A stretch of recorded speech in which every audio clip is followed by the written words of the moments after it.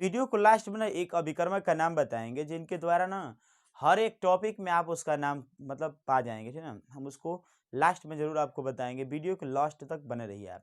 कि लेंथेनाइड और एक्टेनाइड तत्व किस ब्लॉक के एलिमेंट हैं, मतलब कि यल ए एंड लेंथेनाइड एंड एक्टेनाइड।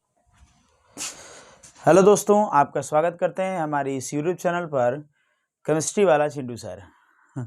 देखिए, केमिस्ट्री वाला चिंटू सर हमने नाम रखा है, ठीक है, लेकिन जो है कि आज हम लोग कुछ ऐसा टॉपिक पढ़ने वाले हैं जो कि आप थंबनेल में जो देखे होंगे वो एकदम सही बात देखे होंगे। क्योंकि आज मैं पढ़ाने वाला हूँ कि इंटरव्यू कैसे होती है, 12 में इंटरव्यू कैसे होती है। ये ग्रुप बना करके भी होता है और क्लास में जब एग्जामिनर आ जाता है तो उसमें भी इंटरव्यू आपकी कैसी होती है। या तो फिर जो है कि आपके 5 को 6 को ग्रुप होती है, या फिर 4 से 5 या कोई भी है, जो भी ग्रुप है 2 से 3 या एक लड़कों को भी मतलब भेजा जा सकता है। तो उसमें भी हम लोग को ग्रुप नहीं कहेंगे, उसको हम लोग एक लड़कों का निरीक्षण होती है एकदम से, और उसके इंटरव्यू में होती है कि 5 मिनट 10 मिनट के लिए कि आपका इंटरव्यू समाप्त हो जाती है। अभी 5 से 10 मिनट के लिए छोड़िए, वो सिर्फ 1 मिनट 2 मिनट के लिए सिर्फ होती है ना। देखिए, आपकी कोई अंदाजा नहीं लगा सकता है कि आप जितना आपने एक वर्ष का जो पढ़ाई की है तो 5 मिनट में 2 मिनट में आपका अंदाजा लगा सके, ठीक है। उसकी आपकी टेंशन में एकदम नहीं रहना है, एकदम होपलेस नहीं होना है। उसके सामने जाते हुए ऐसा समझ लीजिए कि उससे हमको झगड़ा करना है ना। ऐसा समझ लीजिए कि जो हमको नंबर वो छीन के लेके चला जाएगा, कैसे उसको हम लोग नंबर कैसे जो है कि हमारा छीन के लेके चला जाएगा, हम उससे किसी भी तरह से उसको हम लोग अपना नंबर मतलब ले लेना है उसके हाथ से। बस इतने दिमाग में रखना है। एक बात और याद रखनी है, जो आप रिप्लाई देंगे, ये क्वेश्चन अगर बोल दिया, अगर जो आप रिप्लाई देंगे उसी रिप्लाई का ही उसका वो क्वेश्चन बनेगा। अर्थात आपका आंसर उसका क्वेश्चन है, उसके सामने आपको एकदम थोड़ा भी एकदम मतलब शांत नहीं रहनी है। एकदम जैसे ही बोले उसको बोलिए, जरूर बोलने की प्रयास कीजिए, या फिर जो है कि उसको बताने की कोशिश कीजिए कि सर इस टॉपिक से आप पूछिए हमसे। तो क्वेश्चन को बहुत ही घुमा के पूछते हैं सब, अब बहुत ही एकदम आसान होता है, एकदम एकदम आसान होता है। आज हम पढ़ाएंगे रसायन विज्ञान में किस प्रकार से जो है आपको क्वेश्चन को पूछता है, एग्जामिनर आपके क्लास में कैसे पूछता है जी। जो कि 5 नंबर और जो है कि 2 नंबर 3 नंबर के कुछ ऐसे प्रश्न आते हैं, तो आपको याद रहे वाइवा में अर्थात इंटरव्यू में कैसे क्वेश्चन पूछते हैं। हम आपको आज खूब अपने माध्यम से खूब बढ़िया से चैनल के माध्यम से बताने वाला हूँ। एकदम वीडियो को अंत तक देखिएगा, तभी जो है कि आपको वीडियो पसंद आएगी और अच्छा लगेगा कि हमने कहीं पर कुछ पढ़ा है लिखा है, ठीक ना। तो आते हैं रसायन विज्ञान का इंटरव्यू में। सबसे पहले आपका क्वेश्चन देखिए उसके माइंड के ऊपर है, कुछ भी पूछ सकता है आपसे, क्योंकि आप रसायन विज्ञान की मतलब कि पूरी पार्ट आपको पता होना चाहिए, 118 तत्वों के नाम याद होना चाहिए। कोई भी कहीं से पूछ सकता है ना। बस आपको उतने दिमाग में रहना चाहिए कि कौन मेन मेन खाली बस याद रखना है, ठीक ना। कह दिया क्षार धातु किसे कहते हैं, तो आप बताएंगे समूह वर्ग यानी फर्स्ट ए वाले को तत्वों को हाइड्रोजन को छोड़ करके क्षार धातु हम कहते हैं, ठीक है ना। क्षारीय मृदा धातु क्या होता है, तो सेकेंड ए वाले तत्वों को, आवर्त सारणी के सेकेंड ए वाले तत्वों को जितना लिखा है ना, बेटा मांगे कार स्कूटर बाप राजी, हाँ, बेरिलियम जो होता है ऐसे करके ना, है ना सब नाम, कैल्शियम सोडियम इस तरीके से है सब, ये सब जो है कि हम लोग क्षारीय मृदा धातु के नाम से जानते हैं। तो आपको याद होना चाहिए ये सब बातें, क्योंकि आपको पूछेगा तो पूछेगा तो पूछेगा, इतना दिमाग में रख लीजिए। सबसे पहला क्वेश्चन हम लोग का आता है इसमें से, एकदम सबसे अच्छा क्वेश्चन इसमें आती है हम लोग का aqua regia. Aqua regia, aqua regia क्या होता है, अर्थात अम्लराज। अम्लराज, अम्लराज क्या होती है, आपसे क्वेश्चन से पूछते हैं ऐसे करके। आप हम तो कहेंगे ये कि आप रफ और एक कलम को निकाल लीजिए और इसको खूब बेहतर तरीके से लिखते जाइएगा। अब बहुत ही आसान है। देखिए एक्वारेजिया कुछ नहीं है मेरे प्यारे भाइयों, कुछ नहीं है बच्चों, कुछ नहीं है। इसमें से कुछ होता नहीं है ना, HNO3 प्लस करके यहाँ से HCl का, है ना, एक संबंधित 3 का अनुपात होता है। बस इसको ही बोलेंगे सांद्र HNO3, सांद्र HNO3 और यहाँ से सांद्र HCl का, सांद्र HCl का एक संबंधित 3 का विलयन कहलाता है एक्वारेजिया या फिर अम्लराज के नाम से जानते हैं। याद रख लीजिएगा। दूसरा पॉइंट है इसका कि आपको कहेगा कि लेंथेनाइड और एक्टेनाइड तत्व किस ब्लॉक के एलिमेंट हैं, मतलब कि यल ए एंड लेंथेनाइड एंड एक्टेनॉइड, है ना, किस ब्लॉक के तत्व हैं, किस ब्लॉक के तत्व हैं, किस ब्लॉक के तत्व हैं, ठीक है। किस ब्लॉक के तत्व हैं, तो आपको जानकारी होना चाहिए कि किस ब्लॉक के तत्व हैं, तो ये होता है डी ब्लॉक। देखिए याद रखे रहिएगा, क्योंकि आपसे क्वेश्चन ये बहुत काफी क्रिएशन करता है। तो लेंथेनाइड और एक्टिनाइड किस ब्लॉक के तत्व होते हैं, एकदम बेफिक्र रहिए, है ना। लेंथेनाइड को यहाँ पे एल और यहाँ पे एक्टिनाइड को एसी कहते हैं, यहाँ पे मतलब एसी से दिखाया जाता है, और ये डी ब्लॉक एलिमेंट माने जाते हैं, लेकिन इसको यह ब्लॉक में रखा गया है, यह ब्लॉक में रखा गया है ना, याद रखिएगा।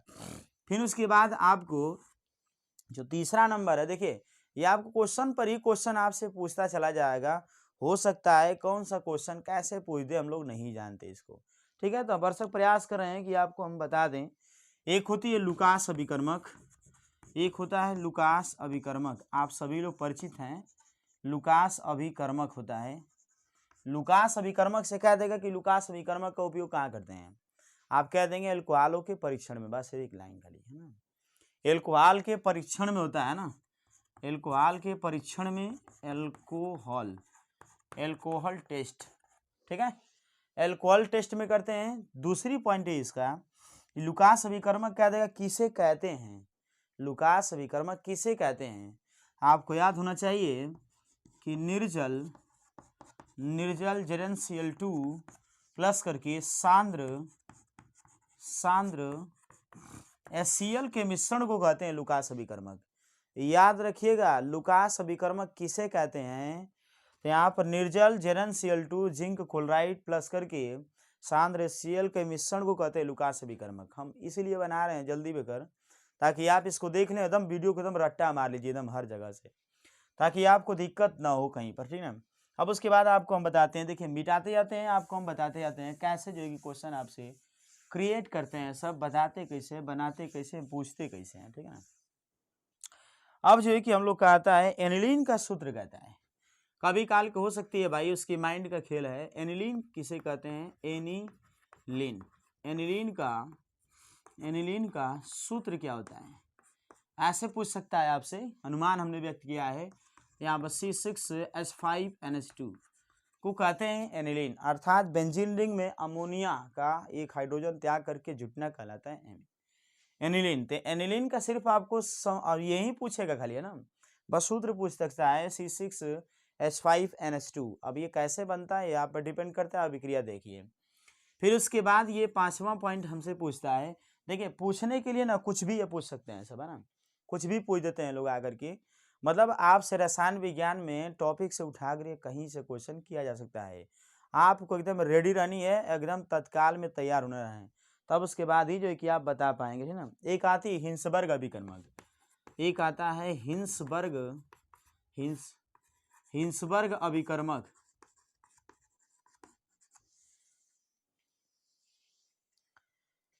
हिंसबर्ग अभिकर्मक किसे कहते हैं, तो आते हैं इस पर, देखिए ये है हिंसबर्ग अभिकर्मक हम लोग का, आपसे सिर्फ ऐसे ही पूछेगा हिंसबर्ग अभिकर्मक किसे कहते हैं, बस बेंजीन रिंग में SO2Cl2 का एंट्री कराना ही हिंसबर्ग अभिकर्मक है यार। तो बस यहाँ पे आप याद रखिए, तो यहाँ पर बेंजीन तथा SO2Cl2 को कहते हैं हिंसबर्ग अभिकर्मक। इतने बस दिमाग में रख लेनी है और कुछ नहीं करना है, ठीक ना। अब उसके बाद आता है, जैसे क्वेश्चन जो है याद रख लीजिए इसको, बेंजीन रिंग में ना यहाँ पर ClSO2 को नाम से हम लोग कहते हैं हिंसबर्ग अभिकर्मक, याद रहे कभी भी। देखिए अब उसके बाद आपसे पूछता है अम्लों का राजा किसे कहते हैं, अम्लों का राजा किसे कहते हैं, अम्लों का राजा किसे कहते हैं, अम्लों का राजा किसे कहते हैं। आपको मालूम होना चाहिए कि अम्लों का जो राजा होता है वह सांद्र H2SO4 होता है। यहाँ पर सांद्र H2SO4 होती है, इसे कहते हैं हम लोग अम्लों का राजा। ये अम्लों का राजा होता है, किंग ऑफ एसिड, क्योंकि इसमें हाइड्रोजन आयन त्यागने की संख्या इसमें 2 होती है, इसलिए इनकी हाइड्रोजन की संख्या मतलब अधिक होने की वजह से इनकी जो क्षारकता होती है बहुत काफ़ी अधिकतम होती है, इसलिए जो है कि अम्लों का राजा कहा जाता है। सांद्र और इसको तनु दोनों में रखा जाता है, ठीक ना। अब उसके बाद आती है इसमें से टॉलन अभिकर्मक, बहुत ही महत्वपूर्ण पॉइंट है, ये है टॉलन अभिकर्मक। टॉलन अभिकर्मक टॉलन अभिकर्मक बहुत ही मजेदार पॉइंट है। देखिए वीडियो को लास्ट में ना एक अभिकर्मक का नाम बताएंगे जिनके द्वारा ना हर एक टॉपिक में आप उसका नाम मतलब पा जाएंगे, ठीक है ना। हम उसको लास्ट में जरूर आपको बताएंगे, वीडियो के लास्ट तक बने रहिए आप, ध्यान से देखते रहिए। अब ये कौन सी है? टॉलन अभिकर्मक। टॉलन अभिकर्मक किसे कहते हैं? देखिए आपको अगर एक लाइन में एग्जामिनेशन मतलब एग्जाम्पल दे अरे नहीं इसका आंसर देना है तो बस अमोनिया में सिल्वर नाइट्रेट को टॉलन अभिकर्मक कहते हैं, ठीक है। इसे क्या कहते हैं? अमोनिया में सिल्वर नाइट्रेट, अमोनिया में सिल्वर नाइट्रेट को कहते हैं टॉलन अभिकर्मक। इसको हम लोग प्रदर्शित करते हैं Ag2O से। अगर आपसे कोई इसको सूत्र पूछता है तो Ag2O आप तुरंत बताओ, आगे निकलिए तुरंत, है ना। फिर उसके बाद देखिए आपसे फिर क्वेश्चन पूछता है कि ग्लूकोज, ये ग्लूकोज क्या होता है? कह देगा ना कि ग्लूकोज तथा फ्रक्टोज में अंतर क्या होता है? आपको दिखना चाहिए तभी तो हम लिख सकते हैं। आपको अंतर क्या होना चाहिए इसमें पहले बताते हैं। देखिए एकदम ध्यान, देखिए अब जो है कि इसको हम लोग ना मिटाते हैं आपको और बताते हैं कि ग्लूकोज तथा फ्रक्टोज में क्या फ़र्क है। कभी कभी एग्जामिनेशन में हम लोग के ना, जैसे एग्जामिनेशन में आप जाते हैं केमिस्ट्री का पेपर देने के लिए, आपसे पूछता है कि ग्लूकोज तथा फ्रक्टोज में 5 OH समूह होते हैं, कैसे आप सिद्ध करेंगे? बस उसका कुछ करना नहीं है मेरे प्यारे बच्चों, बस उसका एसिटिलीकरण करा दो आप, या फिर जो है कि उसकी अभिक्रिया PCl5 के साथ आप करा दीजिए। जो भी मिलना होगा, जो रिएक्शन के अनुसार हमको मिलेगा वही जो है कि इसका अंतर होगा। ये जो है कि हम लोग सिद्ध कर लेंगे उसके माध्यम से, ठीक ना। तो देखते हैं, देखिए लाइट ऑफ हुई यार। तो देखिए हम आपको दिखाते हैं इस पर कैसा होता है। देखिए ध्यान से देखते रहिए, हम आपको दिखाते हैं। देखिए जो ग्लूकोज होती है, दोनों की जो अणु सूत्र होता है दोनों का सेम होता है, C6H12O6, इसका भी C6H12O6, ठीक है ना। दोनों की अगर संरचना को खोल के दिखाया जाए इसका, तो यहाँ पर 1 2 3 4 5 6, ठीक है। और इसका भी यहाँ से 1 2 3 4 5 6। देखिए ये है CH2OH है, ये है OH, ये है OH H, और ये है यहाँ से OH और उसके बाद CHO, ये H, इसमें OH, इसमें H, इसमें H। इसमें देखिए यहाँ पर H2CH2OH, OH, उसके बाद OH, उसके बाद H double bond OH O, और ये हो जाएगा OH, उसके बाद ये हो जाएगा OH H सॉरी ये है ना। अब देखो अब इसमें पाई जाती है एल्डिहाइड, तो इसमें पाया जाता है कीटोन, ठीक है। ये है ग्लूकोज का और ये है फ्रक्टोज का, ठीक है ना। अब दोनों में इसकी संरचना में बस भिन्नता यही है, इसमें एल्डिहाइड होती है तो इसमें कीटोन होता है। अब बस इसमें बताना क्या है कि इसमें पॉलीहाइड्रोक्सी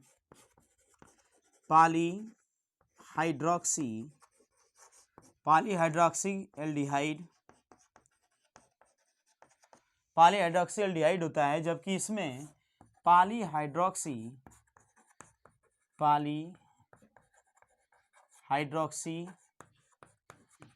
कीटोन पाई जाती है, ठीक ना।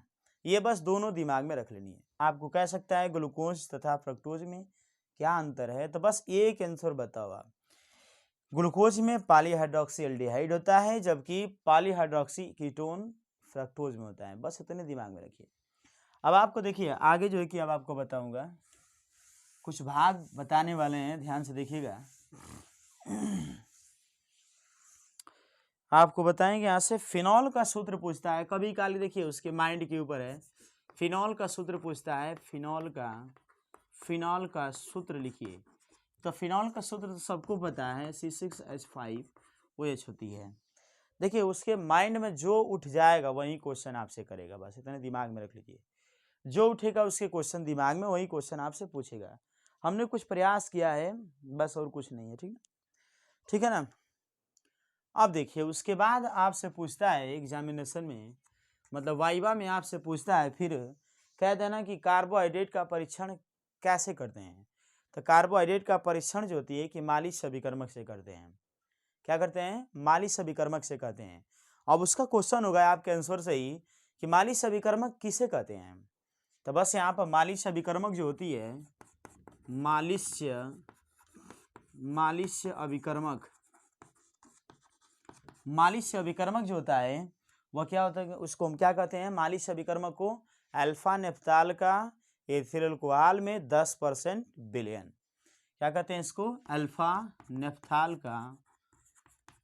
नेफ्थाल का एथिल अल्कोहल में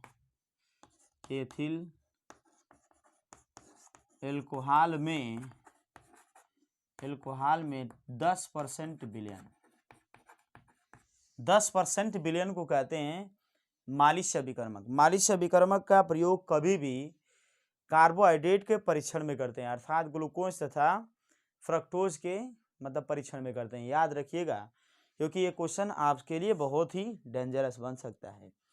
एक आता हम लोग का फेलिंग विलयन, फेलिंग विलयन क्या होता है? फेलिंग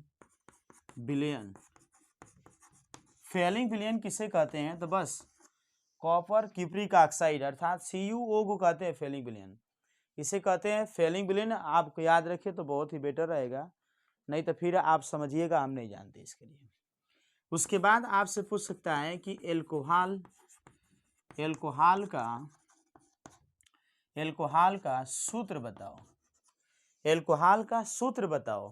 तो एल्कोहल का सूत्र के लिए ना बहुत ही आसान है, ROH आप बता सकते हैं इसके लिए।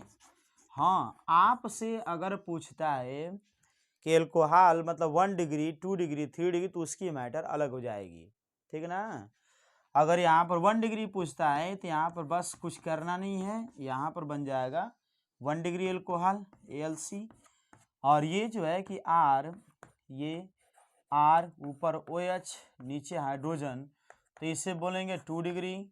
उसके बाद जो है कि ये CR यहाँ पर R नीचे OH, तो इसको बोलेंगे 3 डिग्री एल्कोहल, ठीक है ना। इसको दिमाग में आप याद रखिए, क्योंकि ये क्वेश्चन आपसे पूछ सकता है, ठीक है ना। ये सब बातें, अगर एल्कोहल का सूत्र खाली पूछता है तो ROH अब बताओ।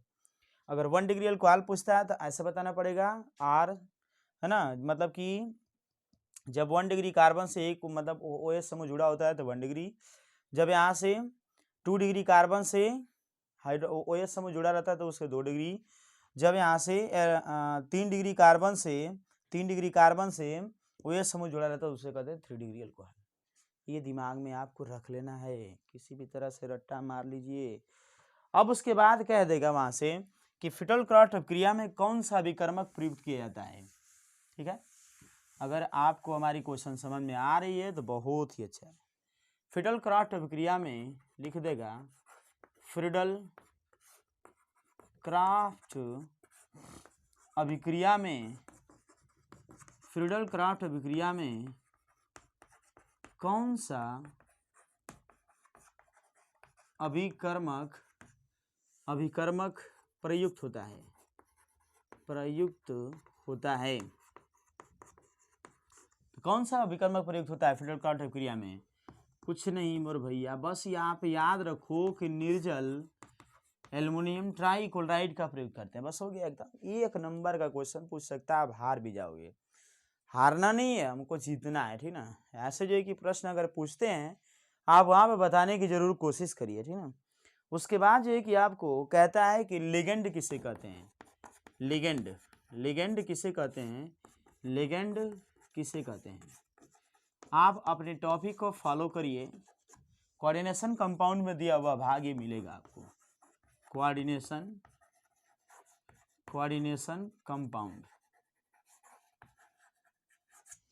कोऑर्डिनेशन कंपाउंड के अंतर्गत में ये लिगेंड आपको मिल जाएगी। वैसे भी लिगेंड की सबसे बड़ी भाषा नहीं होती है, यानी लिगेंड हम कह सकते हैं कि लिगेंड जो होता है किसी धातु के द्वारा कोऑर्डिनेशन बॉन्ड के द्वारा जुड़ा होता है तो उसी को लिगेंड कहते हैं मेरे भैया, बस हो गया।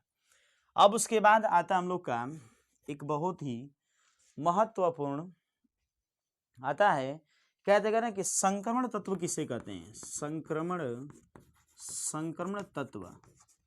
संक्रमण तत्व किसे कहते हैं? तो एक बाह्य संक्रमण तत्व होता है, बाह्य संक्रमण होता है, बाह्य संक्रमण तत्व कहते हैं। और एक होता है आंतरिक संक्रमण तत्व, आंतरिक संक्रमण तत्व।